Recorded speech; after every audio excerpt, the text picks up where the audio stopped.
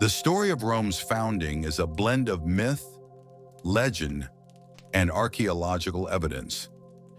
At its core lies the tale of Romulus and Remus, twin brothers whose dramatic lives symbolized Rome's origins and its enduring spirit of resilience and power. This legendary foundation date, traditionally set at 753 BC, marked the birth of a city that would grow to become the heart of one of history's most powerful empires. According to Roman mythology, Romulus and Remus were the sons of Rhea Silvia, a Vestal virgin, and Mars, the god of war. Rhea Silvia was the daughter of Numitor, the rightful king of Alba Longa, a city said to have been founded by the descendants of Aeneas, the Trojan hero.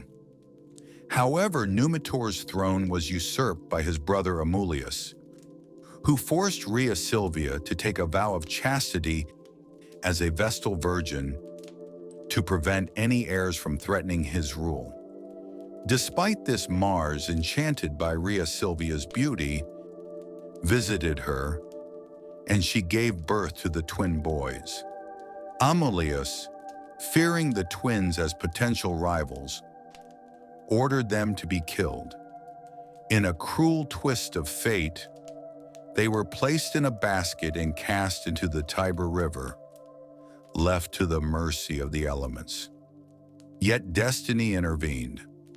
The basket washed ashore at the base of the Palatine Hill, where the twins were discovered by a she-wolf, or Lupa, who nursed them until they were found by a shepherd named Faustulus and his wife.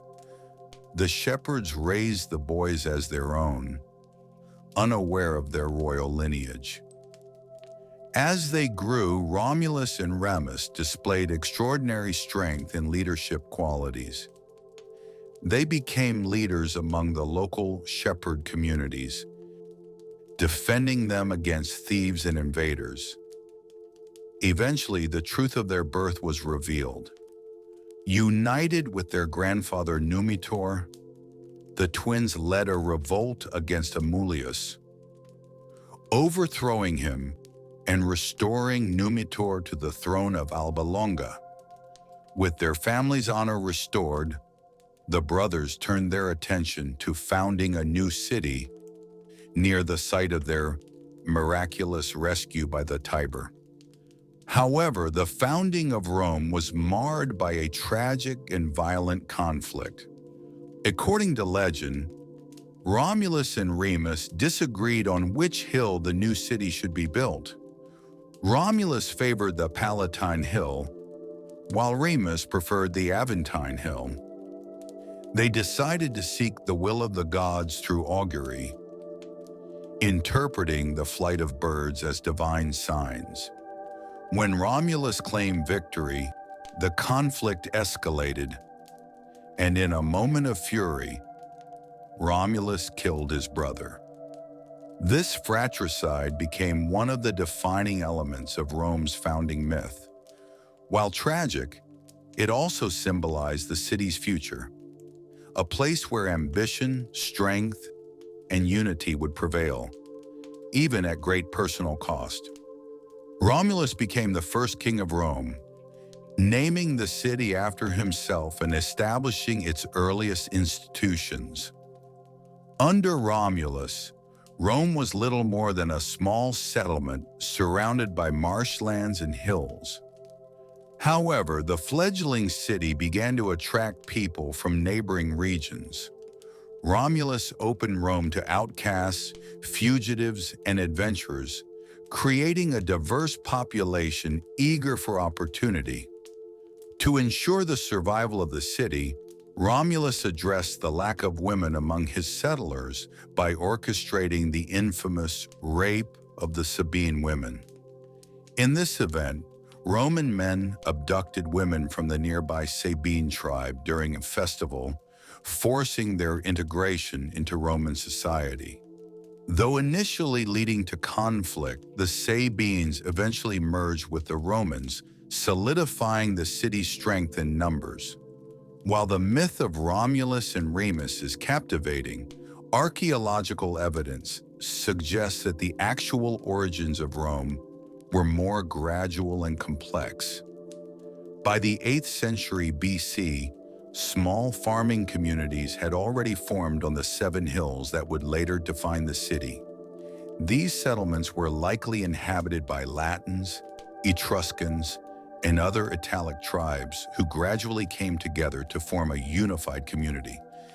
The strategic location of Rome, along the Tiber River and at the crossroads of important trade routes, made it a natural hub for commerce and interaction. The influence of the Etruscans, a powerful neighboring civilization, was particularly significant in shaping early Rome. The Etruscans were skilled builders and engineers, introducing key architectural innovations such as the arch, which later became a hallmark of Roman construction. They also influenced Roman religion, politics, and social organization, leaving a lasting impact on the city's development. The early Roman kings, including Romulus and his successors, played a crucial role in laying the foundation for the city's later success. While Romulus is credited with establishing the Senate, a council of elders who advised the king, subsequent rulers expanded Rome's territory, built infrastructure, and codified laws. The monarchy lasted until 509 BC, when the last king, Tarquinius Superbus, was overthrown, leading to the establishment of the Roman Republic. The story of Rome's founding, both the mythical and historical versions, reflects the values and ambitions that defined the city throughout its history. The tale of Romulus and Remus emphasizes the importance of destiny, strength, and sacrifice, while the archaeological record highlights Rome's pragmatic adaptability and strategic vision. Together, these narratives paint a picture of a city destined for greatness, born from a combination of myth, ingenuity, and determination. Even today, the legend of Romulus and Remus resonates as a symbol of Rome's enduring legacy. The image of the she-wolf nursing the twins remains one of the most iconic representations of Roman identity, appearing in sculptures, coins, and artworks throughout history. It serves as a reminder of the city's humble beginnings and its rise to become the center of an empire that would shape the course of Western civilization. The Roman Republic, established in 509 BC, marked a pivotal moment in the history of Rome and the development of governance. After overthrowing the last king, Tarquinius Superbus, the Romans sought to create a political system that would prevent the concentration of power in the hands of a single ruler.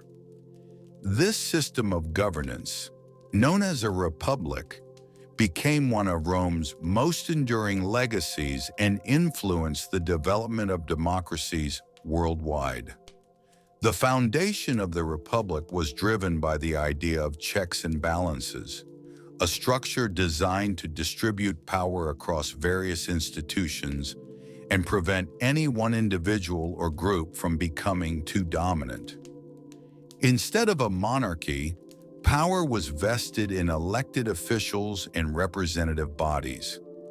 The Senate, an advisory council of aristocratic leaders, became the most influential institution in the Republic. Its members, drawn from Rome's elite families known as patricians, wielded significant authority in shaping laws, foreign policy, and military decisions. At the heart of the Republic's executive branch were the 2 consuls, elected annually by the citizens. These consuls served as the chief executives and military commanders, sharing power to ensure that neither could act unilaterally. Each consul could veto the actions of the other, creating a built-in safeguard against abuses of power. This dual consul system was a revolutionary concept in governance, emphasizing the importance of accountability and collaboration. The Republic's political structure also included other magistrates, such as praetors, who oversaw judicial matters, quaestors, who managed financial affairs over time. New offices were created to address specific needs, such as the censor, responsible for maintaining public morality and overseeing the census, the dictator, an extraordinary position granted absolute power for a limited time during emergencies. The Roman Republic was not without its flaws, particularly in its social and political inequalities. The early republic was dominated by the patricians, the wealthy aristocratic class who monopolized key positions of power. In contrast, the plebeians, or commoners, had little influence over political decisions, despite making up the majority of the population. This imbalance led to significant tensions between the two classes, resulting in a series of social and political struggles, known as the conflict of the orders. The plebeians demanded greater representation and rights, leading to incremental reforms over the course of centuries. One of the most significant milestones was the creation of the Tribune of the Plebs in the 5th century BC. This office, reserved exclusively for plebeians, granted its holders the power to veto actions by magistrates and protect the interests of the common people. The establishment of the Concilium Plebis, or plebeian assembly, further enhanced the political voice of the plebeians, allowing them to pass laws and elect their own officials. The 12 Tables, Rome's first codified legal system, were another critical development in bridging the gap between patricians and plebeians. Drafted in 451 to 450 BC, these laws were inscribed on bronze tablets and publicly displayed, ensuring that all citizens could access and understand them. The 12 Tables provided a foundation for Roman law and established principles of justice and equality that would influence legal systems for millennia. The Republic's political system was not just a mechanism for governance, but also a reflection of Roman values. Central to the Republic was the concept of civic duty, or virtus, which emphasized the responsibility of citizens to participate in public life and contribute to the welfare of the state. Roman citizens were expected to serve in the military, vote in assemblies, and hold public office if called upon. This emphasis on civic engagement created a strong sense of identity and loyalty among the population, fostering unity and a shared commitment to Rome's success. This sense of residential publica, literally the public thing, was foundational to the Republic, representing the idea that Rome was a collective entity belonging to all its citizens, not just a ruling elite. The Roman assemblies were another key feature of the Republic, providing citizens with a platform to participate in decision-making. The Commissiona Centuriata, or Centuriate Assembly, was responsible for electing consuls and other magistrates, declaring war, and passing laws. It was organized by wealth, with the wealthiest citizens wielding the most influence, reflecting the Republic's social hierarchies. The Commission Tributa, or Tribal Assembly, allowed citizens to vote on laws and elect officials based on their geographic tribes, ensuring broader representation. One of the most remarkable aspects of the Roman Republic was its adaptability. The political system evolved over time to address new challenges and incorporate changing social dynamics. This flexibility was essential in managing the complexities of a growing city-state that would eventually expand into a vast empire. For example, as Rome's territories grew, it became necessary to extend citizenship to people in conquered regions, integrating them into the Republic's political and military systems. This inclusion fostered loyalty and stability, ensuring that Rome's expansion did not come at the expense of internal cohesion. The Republic's military was deeply intertwined with its political system. Military service was both a duty and a privilege for Roman citizens, and successful generals often translated their battlefield achievements into political power. Figures like Scipio Africanus, who defeated Hannibal during the Second Punic War, became national heroes, celebrated for their contributions to Rome's glory. However, this close connection between military and political success also created opportunities for ambitious leaders to undermine the Republic's institutions. By the 2nd century BCE, the Republic faced significant internal and external challenges.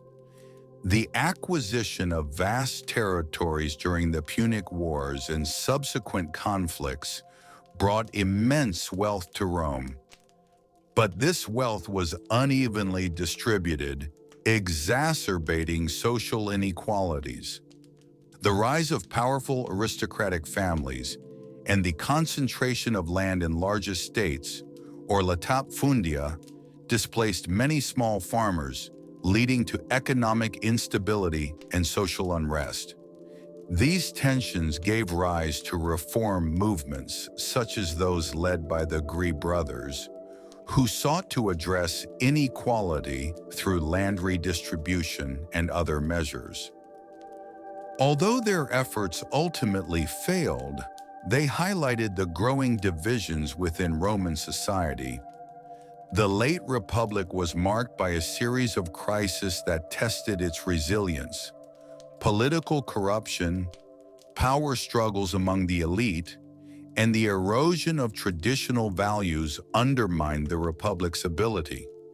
The rise of popular leaders who sought to gain power by appealing directly to the masses challenged the authority of the Senate and traditional aristocratic institutions. The Roman Empire's unparalleled success in expanding its territory across Europe, the Middle East, and North Africa was largely driven by its formidable military. The Roman legions were more than just an army. They were a symbol of discipline, strategy, and engineering prowess, capable of conquering and integrating diverse peoples into the empire. Rome's military strength was not only about brute force, but also about its ability to adapt, innovate, and maintain control over vast territories for centuries. The Roman military was built on a foundation of discipline and organization. From the early days of the Republic, service in the army was considered a duty of citizenship, and soldiers were expected to embody the values of virtus, courage, and discipline. Early Roman armies were composed of citizen soldiers, landowners, who were required to provide their own weapons and armor. This structure fostered a sense of loyalty and shared purpose among soldiers as they were defending their homeland in way of life. The military evolved over time to meet the needs of an expanding republic and later empire. By the time of the Punic Wars in the 3rd and 2nd centuries BC, the Roman legions had become a professionalized force, Soldiers were recruited from a broader base of society, including non-landowning citizens, and were provided with standardized equipment by the state. This shift allowed Rome to field larger and more consistent armies, capable of campaigning for extended periods. The structure of the Roman legion was a key factor in its success. A typical legion consisted of 4,000 to 6,000 soldiers, divided into smaller units called centuries, each led by a centurion. This organization allowed for flexibility on the battlefield, enabling Roman commanders to adapt their strategies to different opponents and terrains.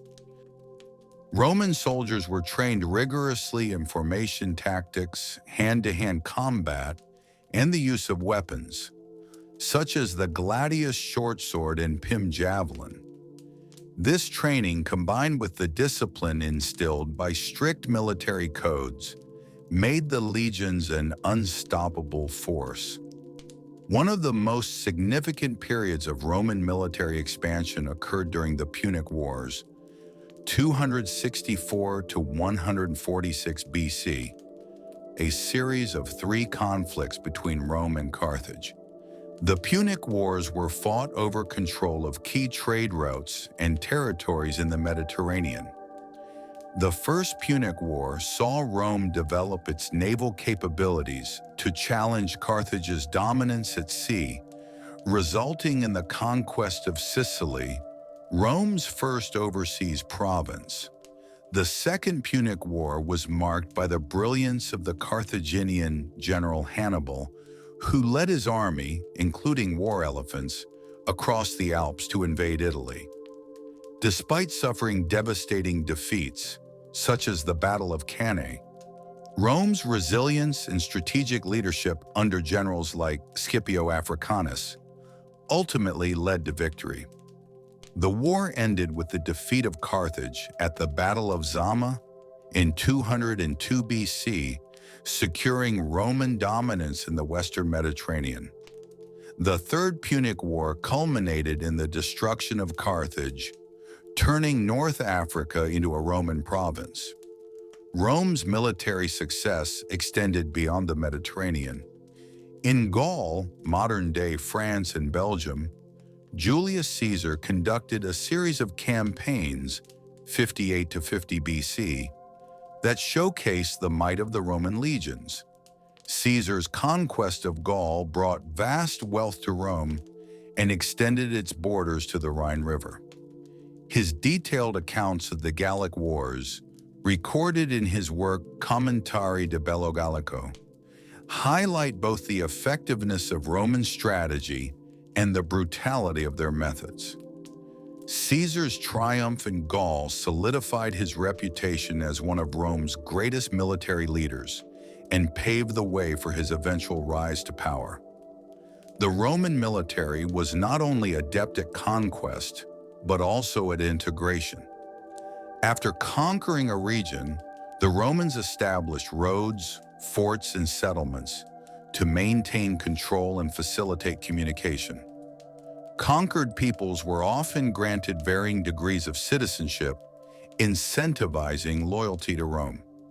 This policy of inclusion helped to stabilize newly acquired territories and ensured a steady supply of soldiers and resources for the empire. The construction of roads, such as the Via Appia, was particularly important, allowing Roman armies to move quickly across the empire and reinforcing Rome's presence in distant provinces. Roman engineering was another critical factor in their military success. The legions were not only warriors but also builders, capable of constructing bridges, aqueducts, and fortifications in record time. During campaigns, soldiers would build fortified camps at the end of each day, providing a secure base of operations.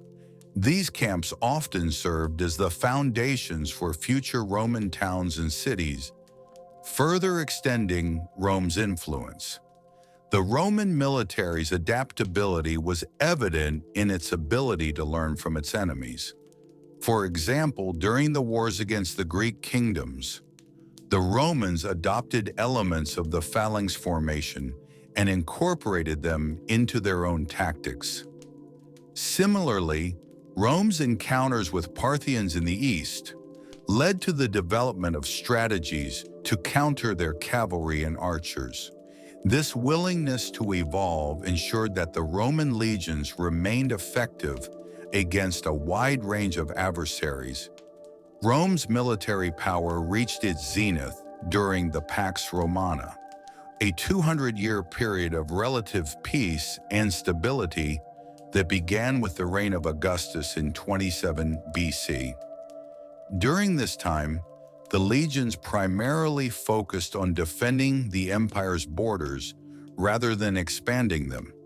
However, even during the Pax Romana, the Roman army remained a critical tool for maintaining order and suppressing rebellions in the provinces. Despite its strength, the Roman military was not invincible. Over time, the growing size and complexity of the empire strained its resources, making it increasingly difficult to defend its vast borders. The later empire faced invasions by Germanic tribes, Huns, and other groups, highlighting the limits of Roman military power. The defeat at the Battle of Teutoburg Forest in 9 CE, where 3 Roman legions were ambushed and destroyed by Germanic forces, was a stark reminder of the challenges Rome faced in expanding and maintaining its territory. The Roman military's legacy is immense. Its strategies, organizational structure, and engineering achievements influenced armies for centuries. The discipline and innovation of the Roman legion set a standard for military excellence that remains a benchmark in the modern world. Beyond its tactical successes, the military was a driving force behind Rome's cultural and economic integration, laying the foundation for the empire's enduring influence. The story of Rome's military is not just one of conquest and power, but also of resilience and adaptation. From the disciplined ranks of the early republic to the vast professional armies of the empire, the Roman military exemplified the qualities that made Rome one of history's greatest civilizations. The story of Julius Caesar is one of ambition, military genius, and political upheaval, culminating in the fall of the Roman Republic. His life and actions marked a turning point in Roman history, transitioning Rome from a republican system of government to an imperial one. Caesar's meteoric rise, his controversial reforms, and his dramatic assassination on the Ides of March, March 15th, 44 BC, forever altered the course of Roman civilization. Julius Caesar was born in 100 BCE into the Julii family, a patrician lineage that traced its origins back to the mythical Trojan prince Aeneas. Despite this noble heritage, his family was not particularly wealthy or politically influential at the time of his birth. However, Caesar's sharp intellect, charisma, and military talents would soon set him apart. Early in his career, he gained recognition for his oratory skills and his ability to forge alliances with powerful figures in Roman politics. Caesar's ascent began in earnest during his service as a military officer. He gained experience in campaigns in Asia Minor and Hispania, modern-day Spain, where he demonstrated his tactical brilliance. By 60 BC, Caesar had aligned himself with Pompey the Great, a celebrated general, and Crassus, the wealthiest man in Rome, forming the First Triumvirate, a political alliance that allowed the 3 men to dominate Roman politics. Caesar's role in this alliance positioned him as a rising star in the Republic. In 59 BCE, Caesar was elected consul, the highest office in the Republic. During his consulship, he pushed through key reforms, including measures to redistribute land to veterans and the poor, often in defiance of the Senate's wishes. These actions earned him the loyalty of the plebeians, but deepened animosity among the Senate's conservative elite. After his term as consul, Caesar secured a 5-year governorship over Cisalpine Gaul, Transalpine Gaul, and Illyricum, providing him with the opportunity to expand Rome's territories and bolster his personal power. Caesar's military campaigns in Gaul, 58 to 50 BCE, are among the most celebrated in Roman history. Over nearly a decade, he led the legions in a series of battles and sieges that brought the entirety of Gaul under Roman control. His victories over powerful tribes such as the Helvetii and the Arverni showcased his strategic brilliance. One of his most notable achievements was the defeat of Vercingetorix, the Gallic chieftain who united the tribes in a last-ditch rebellion. The Battle of Alesia in 52 BC, where Caesar's forces besieged and defeated Vercingetorix's army, solidified Caesar's reputation as one of Rome's greatest generals. Caesar's commentaries on the Gallic War, written during these campaigns, serve as both a military report and a propaganda tool. In these accounts, Caesar portrayed himself as a heroic leader defending Rome's interests, carefully crafting a narrative that bolstered his popularity among the Roman people. His conquests brought immense wealth to Rome and to himself, further enhancing his standing. However, Caesar's growing power alarmed many in the Senate, particularly his former ally, Pompey. The alliance of the First Triumvirate had already begun to crumble following the death of Crassus in 53 BC. Without Crassus to mediate, tensions between Caesar and Pompey escalated. The Senate, siding with Pompey, ordered Caesar to disband his army and return to Rome as a private citizen. Defying this order, Caesar made a fateful decision in 49 BC. He crossed the Rubicon River with his army, an act of rebellion against the Senate. This declaration of war is famously associated with Caesar's phrase, "Alea iacta est," the die is cast. The subsequent Roman Civil War, 49 to 45 BC, pitted Caesar's forces against those loyal to Pompey and the Senate. Caesar's military genius quickly became apparent as he won decisive victories, including the Battle of Pharsalus in 48 BCE, where his smaller army defeated Pompey's much larger force. Pompey fled to Egypt, where he was assassinated on orders of the Egyptian pharaoh Ptolemy XIII. Caesar, arriving in Egypt shortly afterward, became entangled in a political dispute between Ptolemy and his sister, Cleopatra VII. Caesar's support for Cleopatra not only solidified her rule, but also began a legendary romance between the two. With Pompey dead, Caesar returned to Rome as the undisputed master of the Republic. However, he faced the daunting task of rebuilding a fractured state. As dictator, Caesar implemented a series of ambitious reforms aimed at stabilizing Rome and addressing long-standing social and economic issues. He expanded the Senate, granting membership to representatives from the provinces, restructured debts, and initiated public works projects to provide employment. He also reformed the calendar, introducing the Julian calendar, which became the basis for the modern calendar used today.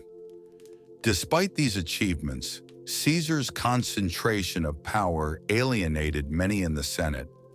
His appointment as dictator for life in 44 BC marked a departure from traditional republican values, which prized the distribution of power and a rule of law. To many senators, Caesar's actions resembled those of a king, a title Romans despised since the expulsion of their last monarch. The fear that Caesar intended to crown himself emperor fueled the conspiracy among senators led by Brutus and Cassius, both of whom had once been close to him. On the Ides of March 1544 BCE, Caesar was assassinated during a Senate meeting. The conspirators, numbering over 60, stabbed him multiple times, believing they were saving the Republic. According to legend, Caesar's last words were, "Et tu, Brute? You too, Brutus?" a phrase that symbolizes betrayal to this day. However, the assassination did not restore the Republic as the conspirators had hoped. Instead, it plunged Rome into another series of civil wars, leading to the rise of Caesar's heir Octavian, later Augustus, and the establishment of the Roman Empire.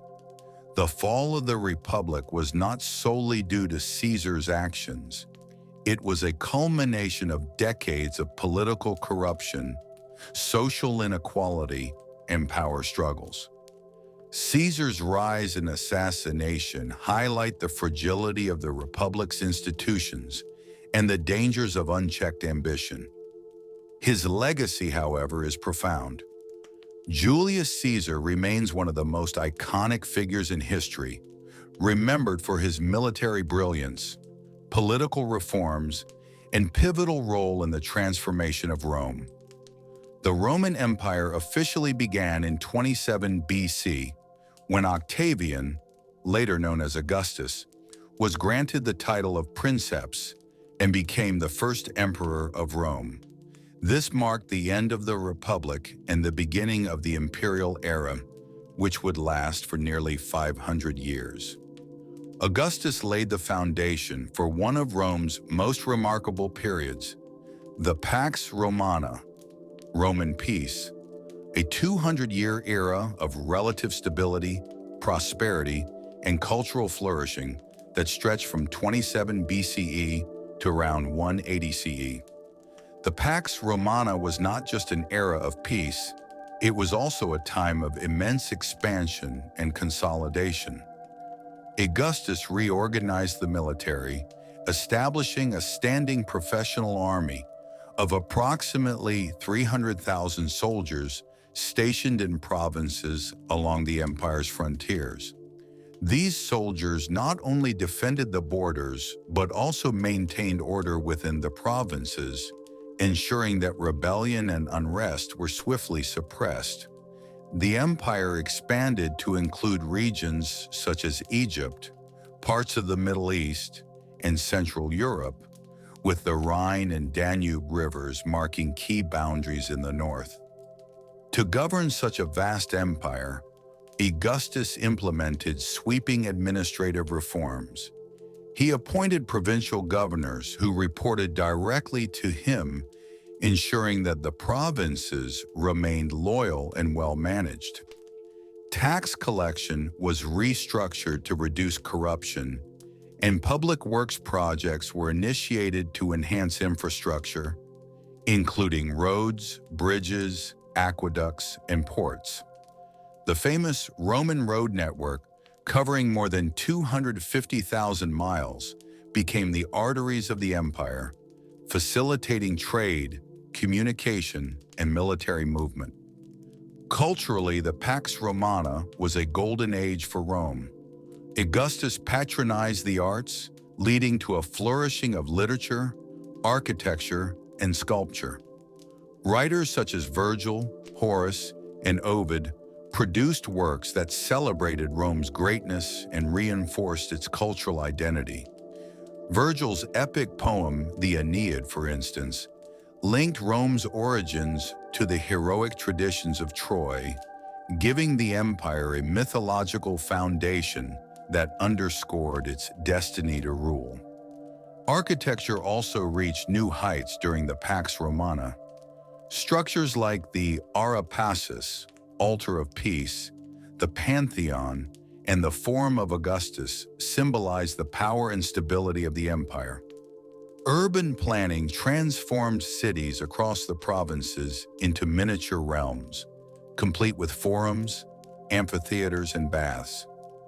The Colosseum, built slightly later during the Flavian dynasty, remains one of the most iconic examples of Roman engineering and entertainment culture. The empire's prosperity was fueled by an interconnected economy. Trade thrived within the empire's borders, with goods such as grain from Egypt, olive oil from Spain, and wine from Gaul flowing into Rome and its provinces. The empire's vast network of roads in the Mediterranean Sea, referred to by the Romans as Mare Nostrum, our sea, facilitated the movement of goods, people, and ideas. Standardized currency and weights further streamlined commerce, creating a unified economic system. Despite the general stability of the Pax Romana, it was not without challenges. Border skirmishes with Germanic tribes and Parthians occasionally erupted, and maintaining the loyalty of far-flung provinces required constant vigilance. Nevertheless, the relative peace allowed Rome to focus on internal development rather than external conquest. The empire became a melting pot of cultures, languages, and religions, with Roman law and customs serving as the unifying threads. Providing a unifying framework, the Pax Romana reached its zenith under the rule of the five good emperors, 96 to 180 CE, including Trajan, Hadrian, and Marcus Aurelius.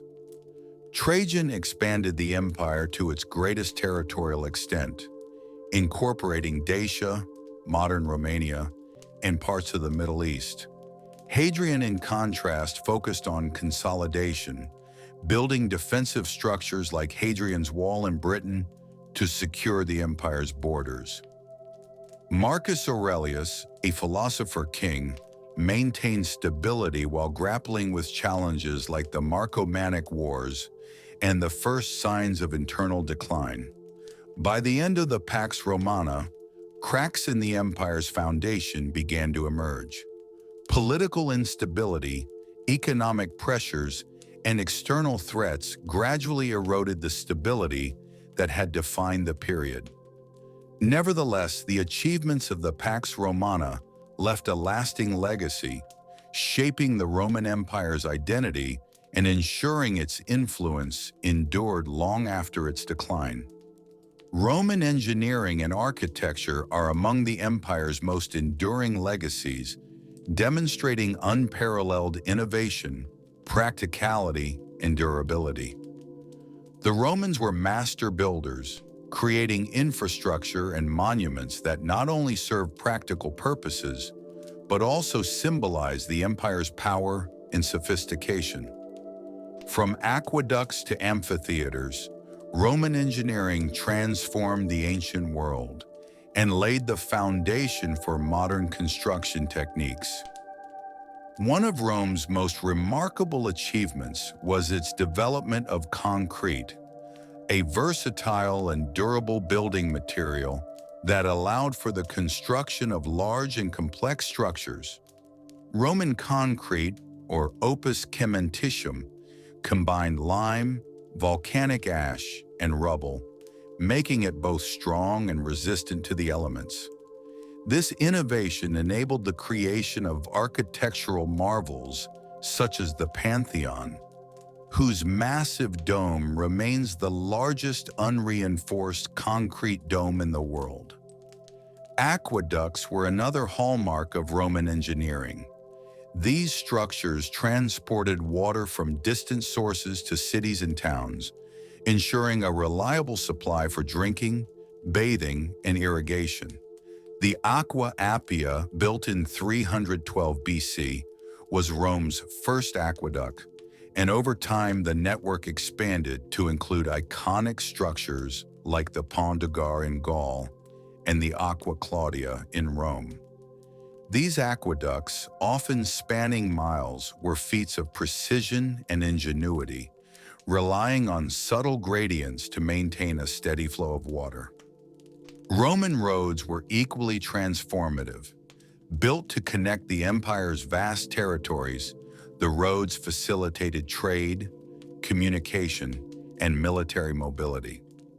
The Via Appia, constructed in 312 BCE, was one of the first major Roman roads and became a model for subsequent projects. These roads were meticulously constructed with layers of stone, gravel, and sand, ensuring durability. The phrase, "all roads lead to Rome," reflects the central role these roads played in unifying the empire. Monumental architecture showcased the grandeur of Rome. The Colosseum, completed in AD/CE, could hold up to 50,000 spectators and hosted gladiatorial games, animal hunts, and public spectacles. Its design, featuring arches and tiered seating, influenced amphitheaters worldwide. Similarly, the Roman Forum served as the political and social heart of Rome, with temples, basilicas, and meeting spaces that reflected the city's status as the center of the empire. Romans also excelled in urban planning.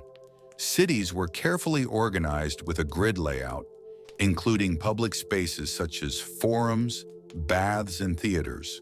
The public baths, or thermae, were centers of social life, offering not just bathing facilities, but also gyms, libraries, and gardens. Structures like the Baths of Caracalla exemplify the scale and luxury of these complexes. Defensive architecture was another area of expertise. The construction of Hadrian's Wall in Britain and the Limes Germanicus along the Rhine and Danube rivers demonstrated Rome's commitment to securing its borders. These fortifications, complete with watchtowers and garrisons, protected the empire from external threats while showcasing its engineering capabilities. Roman engineering extended beyond construction to include advances in hydraulics, mining, and machinery. The Archimedean screw, Roman cranes, and water-powered mills exemplify their practical innovations. These technologies supported agriculture, industry, and urban development, contributing to the empire's prosperity. The influence of Roman engineering and architecture can still be seen today. Many Roman roads, bridges, and aqueducts remain in use, and their principles continue to inspire modern infrastructure projects. The legacy of Roman innovation underscores the empire's ability to combine functionality with beauty, leaving a lasting impact on the world. Daily life in ancient Rome was a fascinating blend of social stratification, bustling urban centers, and cultural activities. Whether one was a wealthy patrician or a struggling plebeian, life in the empire's capital and other cities revolved around work, family, leisure, and religion.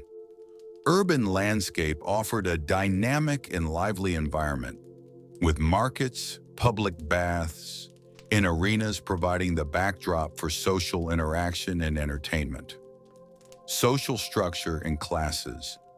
Roman society was highly hierarchical, with clear divisions between classes. At the top were the patricians, wealthy landowners, and political elites, who often controlled the government and economy. Below them were the plebeians, the working-class majority, including farmers, craftsmen, and laborers. Freedmen, former slaves, occupied a unique position, enjoying limited rights and often working in trades or commerce. At the bottom of the hierarchy were slaves, who made up a significant portion of the population and were used in agriculture, construction, and household work. Despite these divisions, social mobility was possible. particularly for freedmen or plebeians who accumulated wealth or earned military distinctions. Patronage relationships in which wealthier individuals, patrons, offer protection and support to their clients, often plebeians, reinforce these social bonds. This system, though unequal, provided a sense of interdependence across the social spectrum. Housing and living conditions. Housing in Rome varied greatly by class. Wealthy patricians lived in domus, luxurious private homes featuring courtyards, gardens, and lavish decorations. These houses often included mosaics, frescoes, and intricate designs that showcased their owner's status. In contrast, plebeians and the urban poor lived in insulae, multi-story apartment buildings that were often overcrowded and prone to collapse or fire. These apartments lacked proper sanitation, with waste being dumped into the streets, contributing to the city's infamous decay. Despite the hardships, urban life in Rome was vibrant. The streets were lined with tabernae, shops selling food, goods and services. Markets like the Forum Boarium were bustling centers of commerce, where citizens purchased fresh produce, fish, and bread. Public fountains and aqueducts supplied water to the city, while communal latrines provided basic sanitation. Family and social roles. The Roman family was patriarchal, with the paterfamilias, male head of the household, holding authority over all members. Women, while considered subordinate to men, played essential roles in managing households and raising children. Wealthy Roman women often oversaw servants and participated in social events, while poorer women worked as laborers, midwives, or shopkeepers. Marriage was a central institution, often arranged to strengthen political or economic alliances. Children in Rome were expected to learn the values of discipline and duty from an early age. Boys from wealthy families received formal education, studying literature, rhetoric, and philosophy to prepare for public life. Girls, on the other hand, were typically trained in domestic skills, though some from affluent families received advanced education. Food and dining food was an important aspect of Roman life, with diets varying based on social status. The wealthy enjoyed lavish banquets featuring exotic ingredients such as dormice, oysters, and peacocks, accompanied by wine flavored with honey and spices. These feasts were not just meals, but also opportunities to display wealth and entertain guests. In contrast, the poor relied on simple staples like bread, porridge, and vegetables, occasionally supplemented by fish or meat when affordable. The thermopolium, an ancient equivalent of fast food stalls, was a common feature in cities. These establishments served hot meals, catering to the urban poor who lacked cooking facilities in their insulae. Public bakeries also ensured access to bread, a crucial element of the Roman diet. Entertainment and leisure entertainment was a cornerstone of Roman life, with the state providing free spectacles to maintain public morale. Gladiatorial games, held in the Colosseum, drew massive crowds eager to watch warriors and animals battle to the death. Chariot races at the Circus Maximus were equally popular, with factions representing different colors: red, blue, green, and white, fostering intense rivalries among fans. Public baths, or thermae, were more than just places to bathe. They were social hubs where Romans gathered to relax, exercise, and conduct business. These complexes often included swimming pools, steam rooms, and libraries, making them an integral part of daily life. The Baths of Caracalla and the Baths of Diocletian are prime examples of these grand facilities. Theaters and amphitheaters hosted plays, musical performances, and mime shows, providing entertainment for all classes. Religious festivals, such as the Saturnalia or Lupercalia, brought communities together to celebrate with feasts, games, and processions. Religion and superstition. Religion permeated every aspect of Roman life. The Romans worshipped a pantheon of gods, including Jupiter, Juno, Mars, and Minerva, believing that their favor ensured the prosperity of the state. Temples and altars dotted the urban landscape, and religious rituals were performed regularly to honor the gods. Superstition also played a significant role in Roman life. Omens, astrology, and augury, interpreting the flight of birds, were widely believed to influence daily decisions.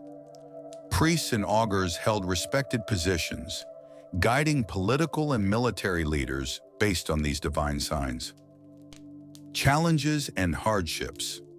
Despite its vibrancy, daily life in Rome was not without challenges. Fires, floods, and disease outbreaks were common in the densely populated city. The poorest citizens often faced food shortages, leading to reliance on grain distribution, annona, provided by the state. Crime, too, was a persistent issue, particularly in the darker and narrow alleys of the city. Religion was central to Roman life, shaping the empire's identity and providing a sense of order and continuity. The Romans were polytheistic, worshiping a vast pantheon of gods and spirits associated with various aspects of life, nature, and the state.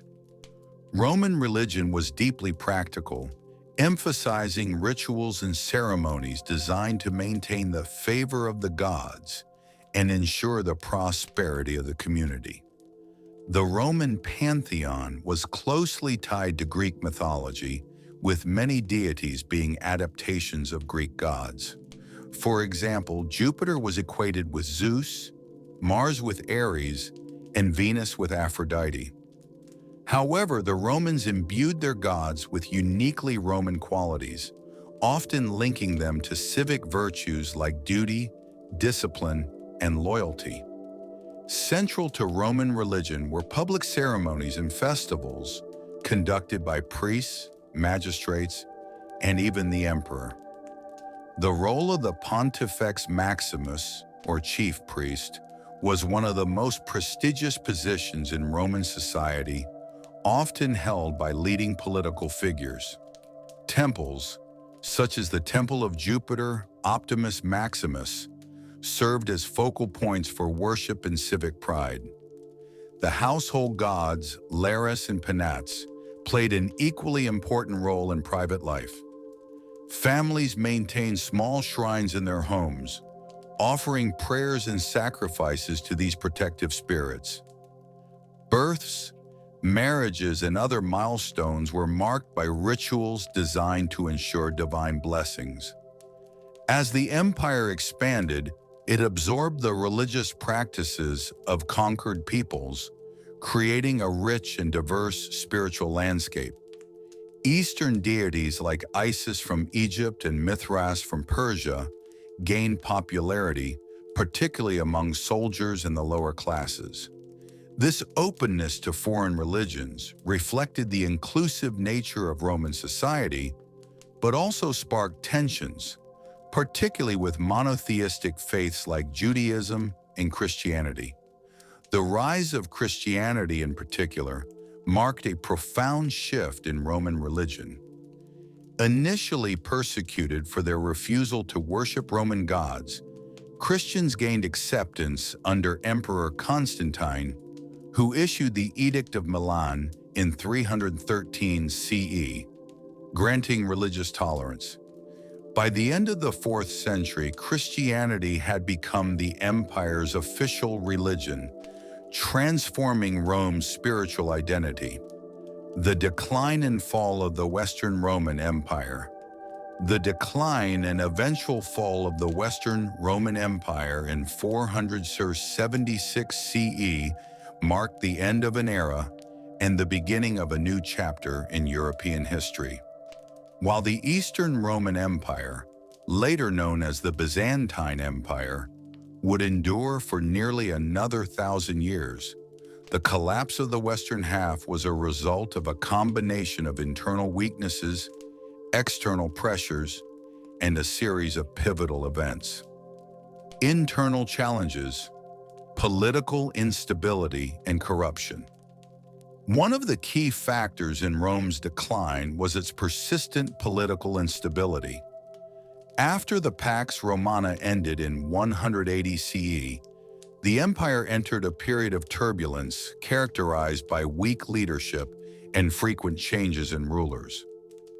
During the crisis of the 3rd century, 235 to 284 CE, Rome saw over 20 emperors rise and fall within just 50 years, many of whom were overthrown or assassinated. This political chaos weakened central authority and undermined the empire's ability to respond to threats. Corruption further eroded trust in the government. Provincial governors and officials often exploited their positions for personal gain, while the tax system became increasingly oppressive. The burden of high taxes fell disproportionately on the lower classes, leading to widespread discontent and economic stagnation. Economic decline and inflation. Rome's vast empire required immense resources to sustain its military, infrastructure, and bureaucracy. However, by the 3rd century CE, the economy began to falter. One of the primary causes was the debasement of Roman currency, in which emperors reduced the silver and gold content of coins to fund military campaigns and administrative costs. This led to rampant inflation, devaluing money and eroding confidence in the economy. Trade, once the lifeblood of the empire, also suffered due to increasing instability. Pirates and bandits disrupted trade routes, while Rome's reliance on slave labor hindered technological innovation and economic diversification. Agricultural production declined, particularly in regions devastated by warfare or overexploitation, leading to food shortages and population decline. Military challenges, barbarian invasions, and overextension. The Roman military, once the backbone of the empire, faced numerous challenges during its decline. Overextension was a major issue as Rome struggled to defend its vast borders from increasingly frequent incursions by Germanic tribes, Huns, and other groups. Maintaining such a large standing army strained the empire's finances and often required the recruitment of mercenaries, who lacked the loyalty and discipline of traditional Roman soldiers. The rise of the Huns, a nomadic people from Central Asia in the 4th and 5th century CE, intensified these pressures. Under the leadership of Attila the Hun, they launched devastating raids into Roman territory, forcing Germanic tribes like the Visigoths and Vandals to flee into Roman lands. These migrations created further instability as the displaced tribes clashed with Roman authorities and sought to carve out their own territories within the empire. The sack of Rome by the Visigoths in 410 CE, led by their king Alaric, was a symbolic blow to the empire's prestige. This was followed by the Vandals' sack of Rome in 455 CE, which further highlighted the empire's vulnerability. By the mid-5th century, the Western Roman Empire was little more than a shadow of its former self, with its authority confined to Italy and parts of Gaul. The fall of Rome in 476 CE.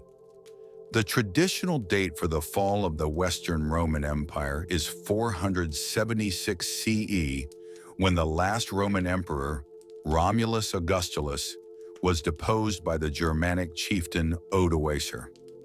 Unlike earlier invaders, Odoacer did not install another Roman ruler. Instead, he declared himself King of Italy, effectively ending Roman rule in the West. The Eastern Roman Empire, based in Constantinople, acknowledged Odoacer's authority but retained its claim to the title of Roman Emperor. While the fall of Rome marked the end of centralized Roman authority in the West, many aspects of Roman culture, law, and governance survived through the institutions of the Catholic Church and the emerging medieval kingdoms. Although the Roman Empire fell in the West, its influence endured and shaped the foundations of modern Western civilization. The empire's contributions to government, law, architecture, language, and culture have left an indelible mark on the world, making Rome a touchstone for ideas of progress, order, and innovation. Law and governance. Roman legal principles are among the empire's most enduring legacies. The 12 Tables, established during the Republic, and later legal codifications like the Corpus Juris Civilis, body of civil law, under Emperor Justinian in the Eastern Roman Empire, provided a foundation for many modern legal systems. Concepts such as innocent until proven guilty and the right to face one's accuser originated in Roman law and remain central to judicial systems worldwide. The Roman model of republican governance also influenced later political systems, including the development of democratic principles in the United States and other modern nations. Institutions such as the Senate, checks and balances, and the rule of law can be traced back to the Roman Republic. Language and literacy. The Latin language, Rome's lingua franca, evolved into the Romance languages, including Italian, French, Spanish, Portuguese, and Romanian. Latin also became the language of scholarship, religion, and administration in Europe for centuries, influencing English and other languages. Works by Roman authors like Virgil, Cicero, and Ovid continue to be studied for their literary and rhetorical brilliance. Architecture and engineering. Roman architecture and engineering innovations, such as the use of arches, aqueducts, and concrete, revolutionized construction and continue to inspire modern architecture. Iconic structures like the Pantheon, Colosseum, and Roman roads demonstrate the durability and ingenuity of Roman design.